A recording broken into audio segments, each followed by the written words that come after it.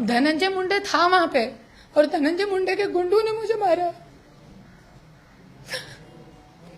ये सब करता धरता धनंजय मुंडे के गुंडों से मेरा कोई लेना देना नहीं है। मैं किसी को नहीं जानती हूँ। मैं 27 साल घर में रही हुई औरत हूँ, पर आज मैं वहां से भीड़ छोड़ दूं कैसे भी करके। मैं वहां पे चुनाव में ना खड़ी हूँ। अभी तो मैंने अनाउंस भी नहीं करा। भले मैं जीतूंगी नहीं, तुम जैसे गानेड़े लोगों से भी हारूंगी, पर फिर भी ये इतिहास गवारेगा कि तुझ जैसे व्यक्ति के सामने मैं डरी नहीं, मैं झुकी नहीं। नमस्ते, मैं करुणा धनंजय मुंडे। आज ये जो पत्रकार परिषद मैंने ली है, उसका मेन कारण ये है कि मेरा आज डायरेक्ट देवेंद्र जी को मेरा क्वेश्चन है। जो भारतीय जनता पार्टी बेटी बचाओ बेटी पढ़ाओ, महिलाओं के लिए ये योजना, महिलाओं के लिए वो योजना, ऐसी बड़ी बड़ी दावे और वादे करती है, तो आज मेरा देवेंद्र जी को सिर्फ एक ही क्वेश्चन है कि आज हमारे पंत प्रधान नरेंद्र मोदी जी जो हैं, उनका नाम ही काफी है भारत में किसी को चुना के लाने के लिए। आपने पिछले चुनाव में भी देखा, भारतीय जनता पार्टी को महाराष्ट्र की जनता ने पूर्ण बहुमत दिया, पर दुर्भाग्यवश उनकी सरकार नहीं बन पाई। वो उनका अंदर का समीकरण क्या था वो मुझे नहीं मालूम, पर नहीं बन पाई। तो मैं आज देवेंद्र फडणवीस जी से हाथ जोड़ के एक ही क्वेश्चन करना चाहती हूँ कि मोदी जी ने अभी थोड़े दिन पहले ही अपने भाषण में बोला था कि अजीत दादा ने 70,000 कोटी का घोटाला करा। हमारे महाराष्ट्र के गौर गरीब किसान, जो आज किसान युवा हत्या कर रहे हैं, आज 23 साल का किसान आत्महत्या करता है इस बात पे कि उसके 5 साल के बच्चे को बिस्कुट का पूड़ा 5 महीने से नहीं मिला है। उसकी बीबी बिचारी ऑपरेशन के बिना मर गई। ऐसी छोटी छोटी इतने बड़े बड़े सर्कमस्टांसेस में लोग यहाँ पे आत्महत्या कर रहे हैं, और 70,000 कोटी का घोटाला करने वाले को लेकर आप क्या साबित करना चाहते हो अपने पक्ष में? और ऐसे जिनके घर पे हसन मुशर्रफ जी, जिनके घर पे ईडी चौकसी लगती है, और ईडी चौकसी के बाद उनको जेल में भेजने की जगह आप डायरेक्ट उनको मंत्रालय में मंत्री पद पे बिठा देते हो, तो आज चोर के हाथ में तिजोरी की चाबी कौन देता है? और आज ये महाराष्ट्र में क्या चालू है? धनंजय मुंडे जैसा व्यक्ति, आज आप क्राइम रेट कितना बढ़ा रहे हो आपको नहीं मालूम है देवेंद्र जी। आज ये प्रेस कॉन्फ्रेंस के माध्यम से मैं आपको यही दिखाना चाहती हूँ कि कैसे लोगों को आपने पाठिंबा देके बीजेपी में लिया है, और जिनको आपको जेल की हवा खिलानी चाहिए थी, उन लोगों को आपने डायरेक्ट मंत्रिमंडल में बिठा दिया। आज किस महाराष्ट्र में? क्या ये छत्रपति शिवाजी महाराज का महाराष्ट्र है? क्या ये बाबा साहेब अंबेडकर के संविधान पे चलने वाला महाराष्ट्र है? और आज धनंजय मुंडे जो पहले ही इतना बड़ा गुंडा है, उसने तो हद ही कर दी। अपनी किसी से नहीं छुपाया, किसी मीडिया से, किसी पक्ष से। महाराष्ट्र के बच्चे बच्चे को मालूम है, धनंजय मुंडे ने पहले अपनी पत्नी, पहले तो दो शादियां करना कानूनन जुर्म है, पर 2 शादियां करके बैठा है, आराम से छाती ठोक के घूम रहा है महाराष्ट्र में, मंत्री बना बैठा है। उसके बाद 5-5 बच्चे, ये भी गैर कानूनी है। 5 बच्चे होने के बावजूद आपको मालूम है 2005 के बाद ये संविधान का लॉ है कि जिसके 5 बच्चे हैं वो सरकारी नौकरी या कोई सरकारी संवैधानिक पद पे नहीं बैठ सकता, पर फिर भी मिस्टर धनंजय मुंडे अपने पद पर बने हुए हैं। इसके बाद उन्होंने मेरे गाड़ी में रिवॉल्वर डाली, जो कि पूरे महाराष्ट्र ने देखा। मेरे को पूना में मेरे पे झूठा एट्रॉसिटी केस करा। उसके बाद मेरे ऊपर गुंडे छोड़े, मेरे पे आए दिन गलत गलत एलिगेशन, नए नए लोगों को, नए नए आदमियों को मेरे पीछे छोड़ना, ये सब घानेड़ापना चालू है। उसके बाद मेरी गाड़ी में हमला हुआ, बंबई में मेरे ऊपर हमला हुआ। मैं हर वक्त अपनी कंप्लेंट देती हूं, पर आज तक कोई डीजी, कोई एसपी, कोई मंत्रालय, कोई नेता, कोई पार्टी इस बात पे कोई ऑब्जेक्शन नहीं लेती है। ना ही ये देखिए आप, इतनी मैंने कंप्लेंट इकट्ठी करके रखी है, इससे भी ज्यादा होगी। अभी जल्दबाजी में इतनी मिली तो मैं इतनी ही लेकर आई हूं, पर आज तक इस पे एक एफआईआर किसी पे लॉन्च नहीं हुई है। और मिस्टर मुंडे मंत्रालय में मंत्री बने बैठे हैं, पहले सामाजिक के न्याय के मंत्री थे और अब कृषि मंत्री हैं, जो कि उनके खुद के एरिया में इतनी बुरी हालत है कि मैं आप लोगों को बता नहीं सकती हूँ। और आज अभी ये प्रेस कॉन्फ्रेंस लेने का इसलिए मैंने आज ये निर्णय लिया और डायरेक्ट मैं देवेंद्र फडणवीस जी से इस प्रेस कॉन्फ्रेंस के माध्यम से इसलिए बात कर रही हूँ, क्योंकि इन बड़े नेताओं को मंत्रालय में कौन आ रहा है, कौन सी कंप्लेंट आ रही है, सिर्फ ये रद्दी है इन लोगों के लिए जिसको भी बेच के ये लोग लाखों करोड़ों रुपए खा लेते हैं, जैसा मेरे हस्बैंड ने मुझे बताया है। तो आज इन लोगों को किसी से मिलने की फुर्सत नहीं है, लोगों से मिलने की फुर्सत नहीं है, महाराष्ट्र में महिलाओं पे क्या अन्याय हो रहा है उसको जानने की फुर्सत नहीं है। इसलिए मैंने प्रेस कॉन्फ्रेंस के माध्यम से देवेंद्र फडणवीस जी से मेरा डायरेक्ट क्वेश्चन है कि धनंजय मुंडे जैसे व्यक्तियों को और ऐसे क्रिमिनल लोगों को आपने लेके जिनको जेल दिखानी चाहिए उनको आपने मंत्रालय क्यों दिखाया है। और आज तो धनंजय मुंडे ने हद कर दी। अभी 2 महीने पहले मैं जिला अधिकारी कार्यालय में, जैसे कि सबको मालूम है कि मैं बीड़ में रहती हूं, तो मैं जिला अधिकारी कार्यालय में गई तो वहां पे मेरे को उसके गुंडे ने मारा, मेरे साथ बदतमीजी करी, और वो भी कहां पे, कलेक्टर के केबिन में। मैं उसके लिए भी कंप्लेंट दे चुकी हूं, देवेंद्र फडणवीस जी को भी, डीजी को, बीड़ एसपी को, कलेक्टर मैडम को, सब जगह दे चुकी हूं। और मेरे सिर्फ इतनी मांगनी है कि वो सीसीटीवी फुटेज मुझे मिले, पर नहीं मिलेगा। क्यों नहीं मिलेगा? क्योंकि अभी धनंजय मुंडे बीजेपी, राष्ट्रवादी सबको जेब में लेके घूमता है। ये मेरा नहीं, ये उसका कहना है। अभी भी मुझे सुबह यही फोन करके मेरे बच्चों को बोला गया, कौन सी प्रेस कॉन्फ्रेंस लेने जा रही है, कोई पत्रकार नहीं आने वाला। फिर भी मैं ये सोच के इतनी दूर से आई कि कोई पत्रकार नहीं आया तो मेरा फेसबुक लाइव तो है, और आज लाखों लोग, करोड़ों लोग, 6-6 मिलियन लोग मेरे फेसबुक लाइव को देखते हैं। तो मैंने सोचा कोई पत्रकार नहीं आएगा तो मैं खुद ही लाइव ले दूंगी। पर आप लोगों का दिल से धन्यवाद करती हूँ कि आप लोग आए। तो आज मेरा देवेंद्र फडणवीस जी से यही एक हाथ जोड़ के विनती है कि ऐसे घानेड़े लोगों को आप जेल का रास्ता दिखाइए, अपने जो आपने ये मांडवाली किए इनको निकालिए और इनको इनकी सही जगह दिखाइए। इसका जो नुकसान है आने वाली चुनाव में आपको भुगतना पड़ेगा, बीजेपी को भुगतना पड़ेगा। पंत प्रधान नरेंद्र मोदी जी का नाम महाराष्ट्र के वजह से, आपने जो महाराष्ट्र में युक्तियां करके बैठे, अरे आप सोचिए जब सारे पक्ष एक प्लेटफॉर्म पे आ जाएंगे तो जनता न्याय किससे मांगेगी और किसके पास जाएगी? आज जैसे मैं भटक रही हूँ, आज एक मंत्री की बीवी होने के बावजूद भी आज क्या धनंजय मुंडे के 2 कौड़ी के नेता गुंडे की क्या औकात है कि मंत्री की पत्नी को जिला अधिकारी कार्यालय में मारता है, बदतमीजी करता है उसके साथ, सिर्फ इसलिए कि मैं भीड़ छोड़ दूं? नहीं, पर मैं किसी हालत में भीड़ छोड़ने वाली नहीं हूं। और यदि मुझे या मेरे किसी कार्यकर्ता को या मेरे बच्चों को, मेरे परिवार को, किसी को भी कुछ जान माल की हानि होती है तो उसका जिम्मेदार धनंजय मुंडे एंड गुंडा गैंग और ये जो सरकार चल रही है तिगाड़ी पूरी सरकार, और जो हमारे शासन है पुलिस प्रशासन, वो होगी। क्योंकि आज यहाँ पे पुलिस प्रशासन को सिर्फ किस लिए रखा गया है आप देख सकते हैं। अभी भी आप देखेंगे भीड़ में गुंडागर्दी किस तरीके से बढ़ रही है। आप देखिए भीड़ में 5 मर्डर हो गए, मुंडे खानदान, मुंडे सरनेम थे उन सब लोगों के। एक महिला जो कि धनंजय मुंडे के भाई के विरुद्ध अकेले सरपंच में जीत के आई, पर उसके पति के ऊपर भी एट्रोसिटी केस कर दिया जाता है। शिवराज बांगर पे झूठा केस किया गया अभी एट्रोसिटी का। ऐसे अलग अलग लोगों पे अभी तो और ही हद कर दी।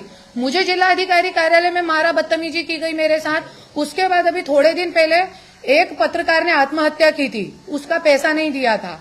उसके बाद अभी थोड़े दिन पहले बुरी तरीके से एक पत्रकार को मारा है। आप लोग चाहे तो फोटो मेरे फेसबुक पे से ले सकते हैं, सारे पेपरों में आया है भीड़ के।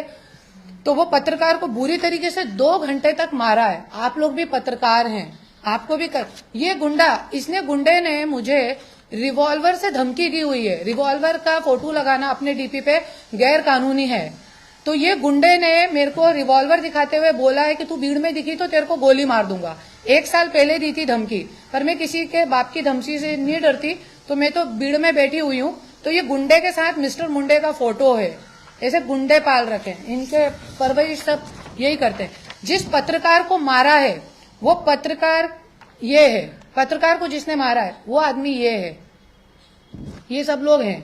ये सब ऐसी गुंडा गैंग पाल के रखी है, और ये तो कुछ भी नहीं है।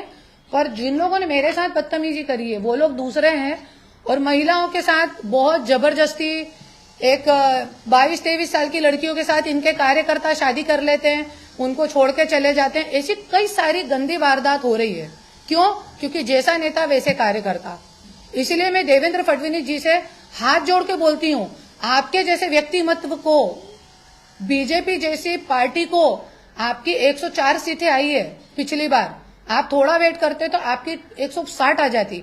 पर यदि आप इस तरीके का राजकारण करेंगे महाराष्ट्र में कि ऐसे लोगों को लेके, अजीत दादा जैसे 70,000 कोटी का घोटाला, देवेंद्र जी ने खुद ने बोला है युति होनार नहीं, कुछ भी हुआ तो अजीत दादा को हम बीजेपी में कभी नहीं लेने वाले, पर आपने लिया। यदि आप इस तरीके का राजकारण करेंगे तो महाराष्ट्र की जनता आपको कभी माफ नहीं करेगी, और 2024 के चुनाव में, लोकसभा में और सब में आपको मना करेगी। और तीसरी बात कि अभी मोदी जी का पूर्ण विरोध है, घराणेशाही मिटवायचा है आपल्याला, मोदी जी का ये है। तो आज मैं यही बोलूंगी, घराणेशाही मिटाना है तो वहां पे प्रीतम ताई को टिकट क्यों दिया हुआ है? मैं यही बोलूंगी। जय हिंद, जय महाराष्ट्र। बीजेपी से मुझे पूर्ण उम्मीद है कि बीजेपी मेरे साथ न्याय करेगी, और महाराष्ट्र में तो मुझे न्याय की उम्मीद एकदम जीरो लगती है। यदि जल्द से जल्द, और मैं इतनी बार पुलिस प्रोटेक्शन की भी मांगने कर चुकी हूँ, इतनी बार मेरे पे हमला हो चुका है, पुलिस प्रोटेक्शन आज तक नहीं दिया है। जैसे तैसे बेचारे शिंदे साहब ने जीआर निकाला था कि दे दिया जाए इसको पुलिस प्रोटेक्शन, उसको भी कैंसिल कर दिया। तो मेरी अभी ये पुलिस प्रोटेक्शन मुझे नहीं दिया गया, जल्द से जल्द मुझे यहाँ न्याय नहीं मिला तो मैं इसी महीने जाके डायरेक्ट मोदी जी को निवेदन देने वाली हूँ, और मोदी जी के मंत्रालय के सामने में, लोकसभा के सामने में अनशन करूंगी। क्योंकि यहाँ तो मुझे लगता नहीं है कि मैं भूखी प्यासी मर भी गई तो जानबूझ के मुझे हॉस्पिटल में पटक के जहर का इंजेक्शन देके मार डालेंगे ये लोग, पर मेरे को न्याय नहीं मिलने वाला। तो मोदी जी से ही मुझे न्याय की उम्मीद है, और अब मैं वहां पे जाके अनशन करूंगी। जय हिंद, जय महाराष्ट्र।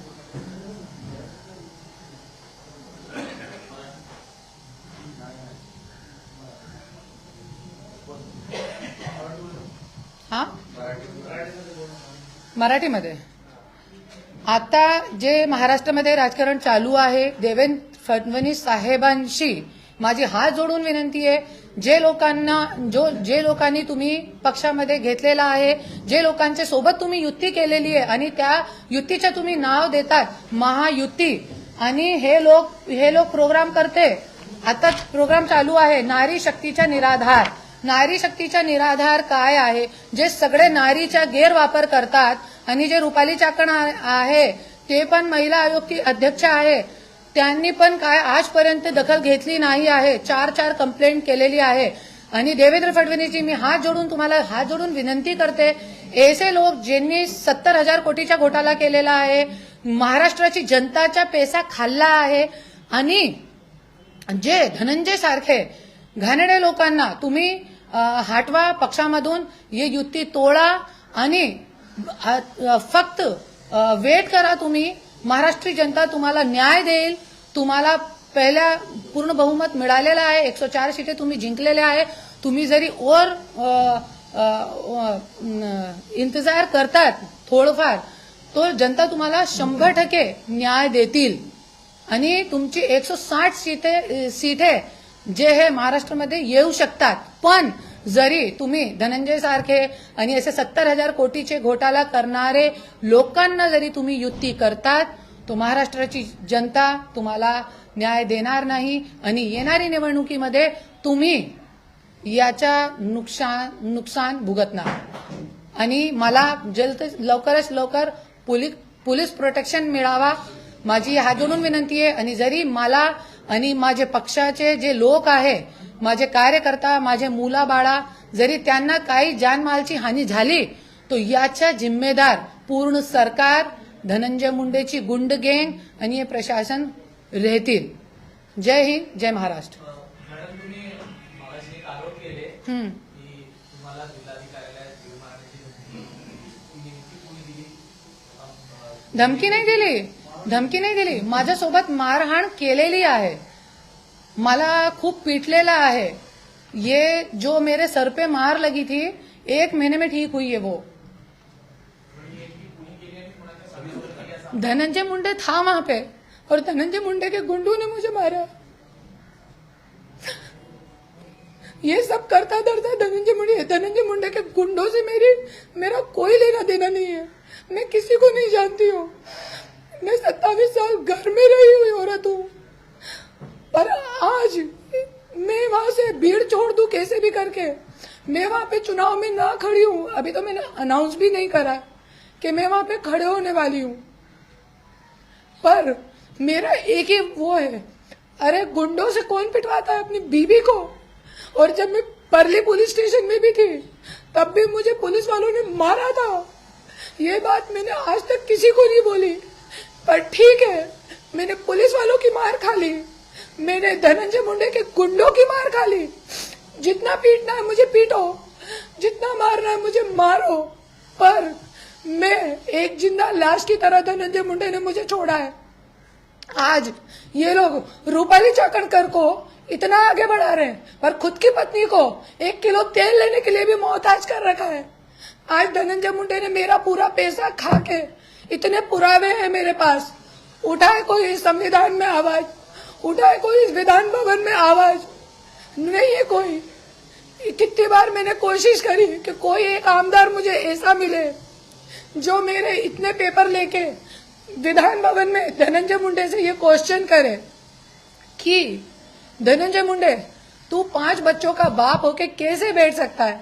नहीं, पर कोई नहीं है. एक आमदार मुझे आज तक इस विधान भवन में 288 इनके कितने मेरे को नहीं मालूम. ये सारे पक्ष के कितने आमदार आहे मुझे मला नाही माहित. तरी पण मी आज एकटी लढत आहे आणि स्वतःच्या जीवावर, स्वतःच्या जीवाचा रान करून मी आपला पक्ष काढलेला स्वराज्य शक्ती सेना, आणि त्याच्यामध्ये मला फक्त एक करायचं आहे, नवीन लोकांना मी घेणार आहे. असे लोकांना जरी धनंजय मुंडे स्वतः आला माझ्या पक्षामध्ये तो मी घेणार नाही त्यांना. असे घाणेरड्या लोकांची माझ्या पक्षामध्ये जगह नाही आहे, तो ये बीजेपी कशाला हे लोकांना जगा देऊ शकते. आणि आज जे माझा मुद्दा आहे, अरे जरी तुम्ही एक आमदाराला तुम्ही सोडू शकत नाही, इतकं घाणपणा काय चाललंय महाराष्ट्रामध्ये. आणि छत्रपती शिवाजी महाराजाच्या आणि ये नारी शक्तीच्या निराधार, अरे कशाचा निराधार. आणि सगळे बसतात त्याच्यामध्ये, फक्त एन्जॉय करतात, गाणं गातात. काय चालले महाराष्ट्रामध्ये, राजकारणची परिभाषा काय आज महाराष्ट्रामध्ये. फक्त मोठे मोठे इव्हेंट, फक्त मोठी मोठी सभाएं जनतासाठी. आज किती मुद्दे आहे बीडमध्ये शेतकरी लोकांना. आज धनंजय मुंडेचे स्वतःचे कारखान्यावर लोक 6 महिन्याची पगार भेटली नाही. दिवाळीच्या दिवशी पण ते गोर गरीब लोक 6,000 8,000 पगारसाठी बसलेले होते. कशासाठी? त्यांची पगारसाठी. 6 महिने 8 महिन्याची पगार भेटलेली नाही, पण स्वतःचे प्रचारवर 20 कोटी 30 कोटी. आता आपला प्रोग्राम झाला, शासन आपल्याद्वारे त्याचा प्रोग्राम बघा तुम्ही, बघून तुमचे डोळे फाटणार. काय प्रोग्राम झाला, ते प्रोग्रामचा खर्च मी बोलते कमी ते कमी 30 कोटीच्या पर्यंत ते प्रोग्रामचा खर्च आहे. पण कोण विचारणार हे लोकांशी, कोण विचारणार? कोणी विचारणार नाही. तो माझ्यासोबत मारहाण झालेली आहे, जिल्हाधिकारी कार्यालयामध्ये झालेली आहे, आणि मी पूर्णपणे लड़णार आहे. मेरे को जान की कोई फिक्र नहीं है. मैं आज जिंदा लाश बना के धनंजय मुंडे ने मुझे छोड़ा. मेरे को मेरे बच्चों की हालत देखो. अरे आज मेरे बच्चे और मैं शरीफ है इसलिए चुप है, और मेरे बच्चे शरीफ है, नहीं तो और कोई बच्चा होता आज. धनंजय मुंडे के खानदान का एक लौता वारिस है शिशु धनंजय मुंडे, पर आज खून का घूंट पी रहा है. मेरा बच्चा कितनी बार मेरे पति को बोल चुका है, पापा मैं आत्महत्या कर लूंगा, क्योंकि मेरे पति एक बात मेरे बच्चों को बोलते हैं. आज शाम को पत्रकार परिषद है, सुबह मेरे बच्चों को बोलते हैं फोन करके, कोई पत्रकार आने वाला नहीं है. अरे मत है, ऐसा सब मेरे बच्चों को तक इतना त्रास देना चालू है। मेरे बच्चे और मैं आज कैसा जीवन जी रहे हैं हमको मालूम है, पर फिर भी मैं न झुकने वाली हूँ न मैं डरने वाली हूँ। अरे 3 पक्ष क्या 300 पक्ष आ गए धनंजय मुंडे की जेब में। धनंजय मुंडे बोलता है बीजेपी मेरी जेब में, सारे पक्ष मेरी जेब में। अरे तू 3 पक्ष क्या 300 पक्ष तेरी जेब में रख ले। झांसी की रानी भी लड़ी थी, भारत का इतिहास है, झांसी की भी रानी लड़ी थी, जीती नहीं थी, अंग्रेजों से जीती नहीं थी वो, फिर भी उसका इतिहास है। भले मैं जीतूंगी नहीं, तुम जैसे गानेड़े लोगों से मैं हारूंगी, पर फिर भी ये इतिहास गवारेगा कि तुझ जैसे व्यक्ति के सामने मैं डरी नहीं, मैं झुकी नहीं, मैं लड़ी। और इस बात का मुझे स्वाभिमान है, मेरे बच्चों को स्वाभिमान है, मेरे साथ जो कार्यकर्ता काम कर रहे हैं उनको स्वाभिमान है, और मेरी भीड़ की जनता को स्वाभिमान है, क्योंकि मैं भी वहां पे लड़ रही हूं अन्याय के विरुद्ध। और आज सिर्फ अकेले के लिए नहीं, जिन कार्यकर्ताओं को जेल में डाला, मुझे झूठे केस में जेल में डाला, ये सबकी लड़ाई है। तर तुम्ही महाविकास आघाडीचे नेते शरद पवार किंवा उद्धव ठाकरे यांच्याकडे अप्रोच का करता? मैंने सबके पास अप्रोच की हुई है, अभी तक मैंने किसी के पास अप्रोच नहीं की थी, पर थोड़े दिन पहले मैं सुप्रिया ताई के पास गई, पवार साहब के पास गई, उद्धव ठाकरे जी तो मिले नहीं मुझे अभी तक, पर उनके पास गई। राज ठाकरे जी भी जो बार बार सिर्फ एक ही मुद्दा ले लेते हैं, टोल का। अरे आप में इतनी ताकत है कि आप टोल खड़े होके बंद कर सकते हो, टोल पूरे बंद कर सकते हो, किराने की दुकान की तरह जो टोल खोल रहे हैं। पर नहीं, उनके पास भी मैंने कई बार जाने की कोशिश करी, पर मैंने वही बोला ना, इन लोगों को इतनी फुर्सत नहीं है कि महाराष्ट्र में महिलाओं के साथ क्या हो रहा है वो जानने की किसी को फुर्सत नहीं है। तो अभी शरद पवार जी को भी मैं मिली, सुप्रिया ताई को भी मिली, देखते हैं अभी वहां से कुछ न्याय की उम्मीद है, देते हैं कि नहीं देते, क्या करते हैं, वो उनके ऊपर डिपेंड करता है। नहीं तो मैं खुद तो लड़ी रही हूँ, आप लोग बस साथ दीजिए, क्योंकि अभी तो पत्रकारों को भी पीटने लगे ये लोग, इससे ज्यादा। हाँ, भीड़ जिला अधिकारी कार्यालय में। और मैंने उसी दिन ये भी दी, और सबने देखा, डीपीडीसी की मीटिंग थी उस दिन, मेरे हस्बैंड थे, वो डीपीडीसी की मीटिंग में मेरे को मारा इसलिए गया क्योंकि मैं वहां पे जनता के मुद्दे लेकर गई थी। वहां पे जो टूटी फूटी सड़कें, 1-1 इंच के गड्ढे की सड़कें, भरी हुई नालियां, आज 40 साल में ट्रेन आ रही है, पर आके कहाँ जा रही है मालूम ही नहीं पड़ रहा, आ ही नहीं रही। सड़ी हुई नालियां, शेतकरी लोगों के ऊपर अन्याय, ऊस तोड़ कामगार के ऊपर अन्याय, ये सब जो चालू है, ये सब मुद्दे लेके मैं गई थी, इसलिए मुझे मेरे साथ मारपीट और मेरे साथ बदतमीजी की गई है। हाँ आहे ना, आहे, मी तुम्हाला व्हॉट्सअपवर शेअर करते, आणि मला माझ्या फेसबुकवर पण मी ते कंप्लेंट आणि फोटो शेअर केलेले आहे।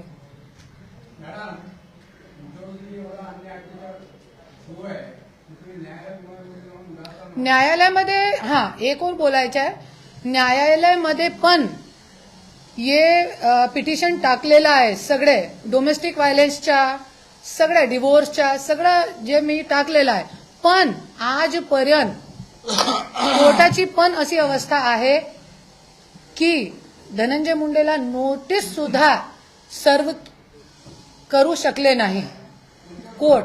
हाँ, फॅमिली कोर्टमध्ये पण आहे डिवोर्स केस पिटिशन, आणि बँड्रा, आणि ये जे आहे आपला ये बँड्रा कोर्ट, क्रिमिनल कोर्ट, त्याच्यामध्ये डोमेस्टिक व्हायलन्सच्या केस पण आहे। माझी बहिणीसोबत पण जे घाणेरडा कृत्य केलेला होता त्यांच्यावरती पण आजपर्यंत मी काहीही सांगितलं नाही। तिने पण कंप्लेंट केली होती, पण तिने कशाला मागे घ्यावं लागला, ये सगळे आजपर्यंत सगळे राजी आहे।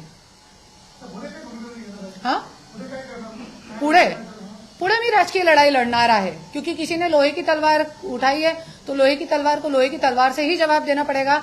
और इस महाराष्ट्र में यदि ये राजनीतिक पार्टियां न्याय नहीं दे सकती तो मैंने इसलिए स्वराज्य शक्ति सेना पक्ष निकाला है, और इसके माध्यम से मैं नए लोगों को खड़े करूंगी, नई युवा पीढ़ी के लोगों को खड़ा करूंगी, और महाराष्ट्र में खुद भी न्याय लूंगी, और मेरे जैसी जितनी भी महिलाओं पे और लोगों पे, पत्रकार बंधुओं पे, इसके अलावा शेतकरी बंधुओं पे, जितने भी लोगों पे, कार्यकर्ताओं पे अन्याय हुआ है उन सबको मैं न्याय दिलाऊंगी. हाँ, पार्टीमध्ये 1000 लोक आहेत. जसा मुलांना धनंजय मुंडेचा फोन घेतो तसं तुम्हाला येतो का पत्रकार परिषद घेऊन? हा येतात. काय बोलले? येतात. तुम्ही पत्रकार परिषद घेऊ नका, कोणी येणार नाही. तुम्हाला कोणी जरी घेतली पत्रकार परिषद तो व्हायरल करणार नाही. कशाला तू घेतीस? हा, तू गप बस. काय पाहिजे तुला? तू सांगा मला. मैंने बोला ठीक है, तुम मेरे को जैसे तुम दूसरी महिलाओं को आगे बढ़ा रहे हो, है ना, जैसे रूपाली चाकणकर जैसी महिलाओं को तुम आगे बढ़ा रहे हो और दूसरी महिलाओं को तुम आगे बढ़ा रहे हो, है ना, उनमें तो वो क्वालिटी भी नहीं है जो मेरे अंदर है. मैं पूरे महाराष्ट्र के लिए लड़ रही हूँ और मेरे फेसबुक पे देख सकते हैं आप कि मैं आज तक कितनी महिलाओं को न्याय दिलवा चुकी हूँ, सिर्फ अपने फेसबुक लाइव के माध्यम से. पत्रकार परिषद भी नहीं ली, उनकी इज्जत की मर्यादा रखते हुए, क्योंकि कई महिलाएं उसमें मुस्लिम समाज की भी थी, कई महिलाएं हिंदू समाज की भी थी, जवान बच्चियां थी. तो पत्रकार परिषद घेना ही किसी बात का निर्णय नहीं होता है और किसी बात का वो अंत नहीं होता है. तो उनका सिर्फ अपना फेसबुक लाइव रख के, मर्यादा रख के उनको न्याय दिलाया. तो आज जैसे तुम दूसरी महिलाओं को आगे बढ़ा रहे हो, अपनी पत्नी को आगे बढ़ाओ ना. राजकीय वाटचाल में मेरा साथ दो, तुम मुझे बढ़ाओ आगे.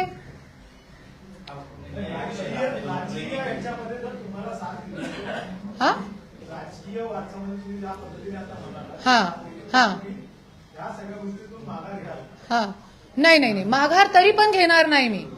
मला एकच म्हणणं आहे की जरी तुला लढायचं आहे तू हे घाणेरडे कृत्य करू नका. तुम्ही किती खालची पातळीवर जाऊन हे कृत्य केलेलं आहे की स्वतःची बायकोला मारहाण करतात, त्यांची गाडीवर दगडफेक करतात. जरी मला पूर्ण संधी दिली, कल मला राष्ट्रीय अध्यक्ष पण केला त्यांची पार्टीच्या, तरी पण मी हे सगळे जे मुद्दे आहे त्यांच्यामध्ये मी माघार घेणार नाही. माझी जे लढा आहे ते सुरू राहणार आहे.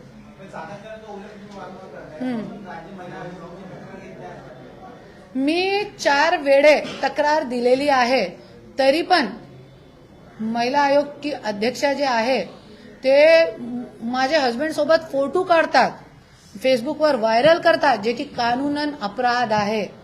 दिल्लीमध्ये महिला आयोगकडे पण मी तक्रार दिलेली आहे आणि मी पिटिशन पण दाखल करणार आहे, रीट पिटिशन आणि पब्लिक पिटिशन पण त्यांच्या खिलाफ मी करणार आहे. क्योंकि ये जनताची लढाई आहे, माझी एकटी महिलाचा ये नाही आहे.